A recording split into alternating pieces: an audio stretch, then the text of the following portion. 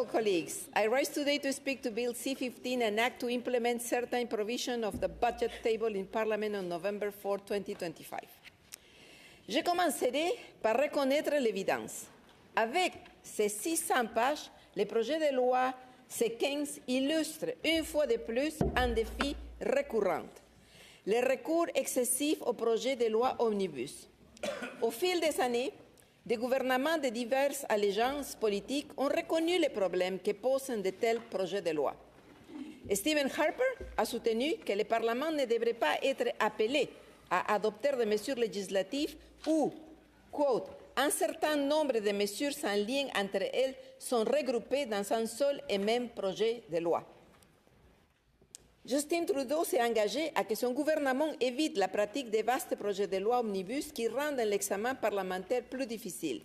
Ces engagements reflètent un principe démocratique fondamental. La législation devrait être structurée de manière à permettre au Parlement de l'étudier adéquatement. Or, le projet de loi C-15 comprend des dispositions qui dépassent largement la simple mise en œuvre du budget. Lorsque des mesures diverses et complexes sont regroupées dans un seul projet de loi, le Sénat se retrouve face à un dilemme pratique. Nos comités doivent tenter d'examiner de multiples domaines de politique publique. La politique budgétaire, la réforme réglementaire, la protection de l'environnement, les droits de la concurrence et bien d'autres, dans des délais hyper restreints. Cette structure limite la profondeur de l'étude que les Canadiens s'attendent à avoir de la part de notre Chambre de second examen objectif. Si le Parlement veut assurer une véritable reddition des comptes, la législation doit permettre un examen clair, un débat clair et une responsabilité claire quant aux objectifs politiques qu'elle met en œuvre. For this same reason, of course, I cannot cover only but few points. I will choose to focus on issues regarding the socio-environmental crisis unfolding before us and its impact on the proposed government budget expending. In Budget 2025, the government promised a generational shift. It declared that climate action is not just a moral obligation, but economic necessity. It also committed to making capital investment as a national priority to build Canada strong. These, dear colleagues, are very ambitious promises. As legislators, we know that budgets are not just judged by their rhetoric. They are judged by their architecture and their potential to attain measurable objectives. As I mentioned in a previous speech regarding the budget, there are major changes in the way the budget is presented. Some raise concerns. Despite the use of old and new formulas, many newly proposed mechanisms risk weakening transparency and accountability at the very moment when Canadians expect more of both. The PBO confirmed this concern. Canada faces enormous challenges: climate instability, global economic disruption, raising inequality, and geopolitical uncertainty. Meeting this moment requires, yes, modern fiscal policy that recognizes that economic prosperity, social well-being, and ecological stability are not competing objectives. They are interdependent. A modern budget must therefore do more than stimulate growth. It must strengthen the foundation of prosperity itself, measured by modern and adequate indicator better than GDP. GDP growth alone does not capture the real drivers of prosperity. GDP measures the flow of money through an economy, what is spent, what is produced, and what is rebuilt. But it does not tell us whether that activity improves the well-being of people or the health of the system that sustains life. In fact, GDP can grow in many circumstances that reflect profound human tragedy. Let me give you an example. Since the war began following the Russian invasion in Ukraine, certain sectors of Ukraine's economy have shown increases in measured GDP driven by military production, international aid flows, and reconstruction spending. Yet, no one will suggest that war represents genuine prosperity.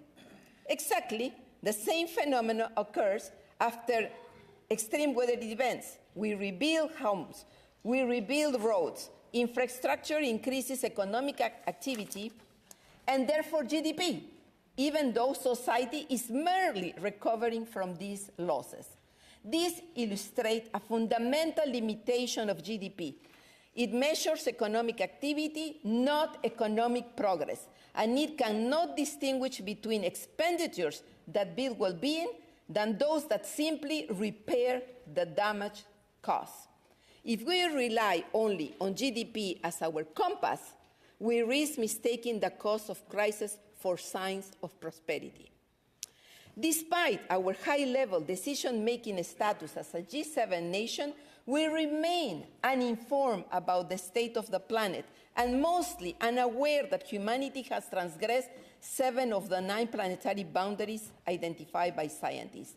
The ecological system that supports life and the economy of every nation on Earth are under increasing stress. This is not an abstract environmental issue. It is economic risk that is materializing at high speed in Canada. In 2024, there were 9.1 billion uninsured losses due to extreme weather events. Our wildfire suppression costs alone exceeded 1 billion annually. And in Ontario alone, air pollution has been estimated to cost over 500 million per year in direct health costs and 374 million annually in lost productivity. And we say we care about productivity, we say we care about competitiveness. In this budget, we see a growing tendency to reframe subsidies as investments. This shift in language may appear technical, but it has more significant implication. An investment implies that public funds generate measurable returns for society, whether in economic productivity, in environmental resilience, or social well-being.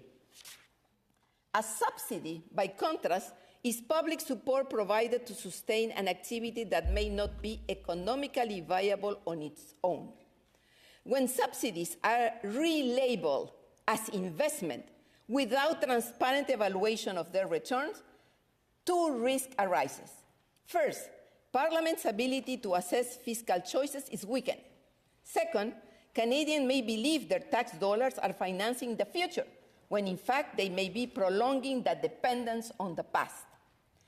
Fiscal transparency requires that we distinguish clearly between supporting emerging solutions, innovation, creativity, productivity, competitiveness, or prolonging the legacy of sunsetting systems. Because if everything becomes an investment, then nothing is truly evaluated as one.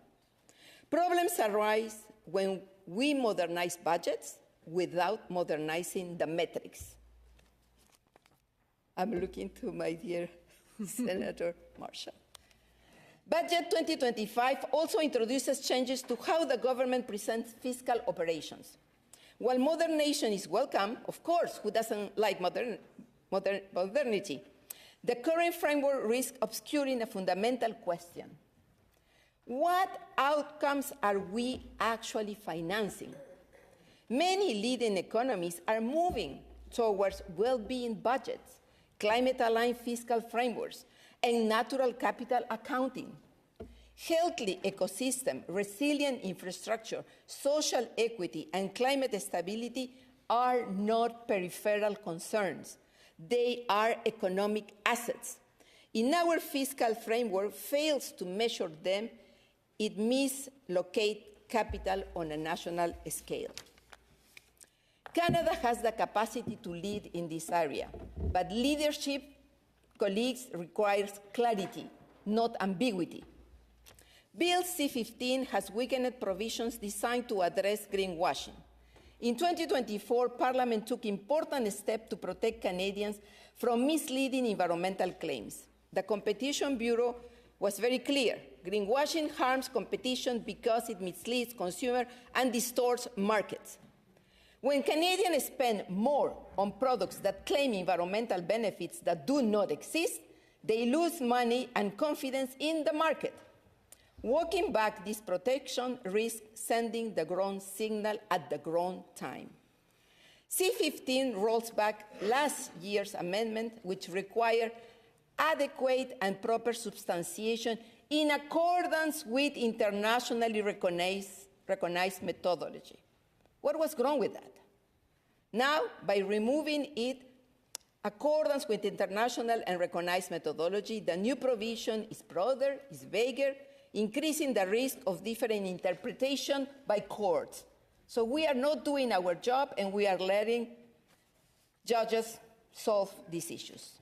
Perhaps the most serious concern in Bill C-15 lies in Part 5, Division 5, which amends the Red Tape Reduction Act.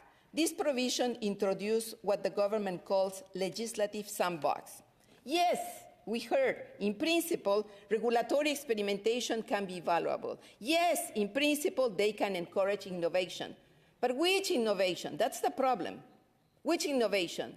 The coming, the artificial intelligence, the renewable energy, or the past sunsetting sectors? I'm well placed to know that innovation often requires testing new ideas, but the mechanism proposed here goes far beyond target experimentation. It will allow ministers to exempt individuals, companies, or even government entities from the application of federal laws and regulation, with only a limited list of exclusions. More than 100 legal scholars, human rights experts, labor leaders, and civil society organizations have warned Parliament that these provisions risk concentrating extraordinary discretionary power in the executive branch. The other chamber has adopted amendments presented by the opposition party introducing certain guardrails. Fundamental laws, including the Canada Labour Code and the Canadian Environmental Protection Act, are not clearly protected. Regulatory flexibility must never come at the expense of democratic accountability or fundamental protections for workers, for communities, and for the environment. The new requirement for a 30-day consultation period is, yes, a step in the right direction. But legislation does not clearly define who must be consulted, who should be consulted. Local communities, indigenous governments, workers, environmental health experts, those who may bear the consequences of regulatory exceptions. All must have a seat at the table. Consultation cannot be symbolic. It must be meaningful, inclusive, and transparent. This point raises another high litigation risk. Bill C-15 reflects a broader strategic hesitation about the global energy transition. As I have mentioned before, in 2025, global investment in the energy transition reached $2.3 trillion. Canada was at the end of the list of countries where these funds landed. Yet we have our Prime Minister going southeast, west for money to be invested in Canada. I wish he could ask our pension plans, our banks, and our insurance also to believe in Canadians. Yet, with the Venezuela and Iran change of regime driven by US action and their impact on oil and gas prices, we all know that energy security has become a strategic priority across the whole world. Countries are racing to attract investment in renewable energy, storage technology, clean manufacturing, and resilient infrastructure. Canada should be leading this race. We have extraordinary advantages: abundant renewable resources, excellent research institutions, and a high-skilled workforce. Yet our policy signals remain inconsistent, hesitant, sometimes contradictory, and sometimes confusing. The investment tax credit in Bill C-15 are modest when compared with the scale of transformation underway globally. And some is, I'm sorry to interrupt, Senatrice Galvez. The time allocated to your speech has expired. So are you asking for 5 more minutes? yes, I'm asking. Is leave granted? Leave is granted. Senator Galvez. I'll go here. Notre rôle n'est pas simplement d'approuver ou de rejeter des projets de loi. Notre rôle est de mettre en lumière les risques de renforcer la reddition des comptes et de protéger l'intérêt public. Moving forward, this chamber can still ensure accountability in several ways.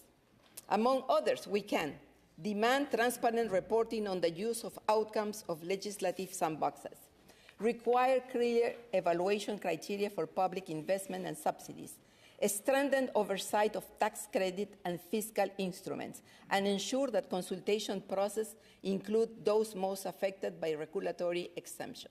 In short, we must ensure that the promises made in Budget 2025 are measured, monitored, and ultimately delivered.